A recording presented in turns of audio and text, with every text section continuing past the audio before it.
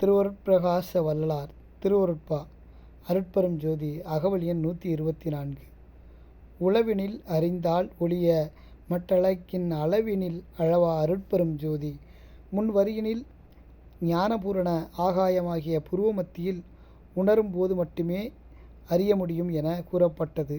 அந்த புருவ மையத்தை எவ்வாறு அறிய வேண்டும்? உளவு என்பது ஒரு பொருளை பிறர் அறியா வண்ணம் இரகசியமாக அறிவது. உதாரணம், தடித்த இரும்பு துண்டை வளைக்க வேண்டுமானால் அப்படியே வளைக்க இயலாது. அதை பழுக்க காய்ச்சி வளைத்தால் எளிதாக வளையும். பழுக்க காய்ச்ச வேண்டும் என்பது தெரிந்து கொள்வதே உளவு.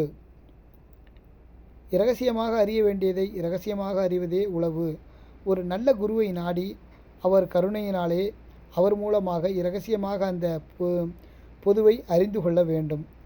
அவ்வாறு அறிந்து கொள்ளாதவர்கள் வேறு எந்த வகையிலும் எவ்வாறு முயற்சி செய்து முயன்றாலும் என்றும் அறிய முடியாது.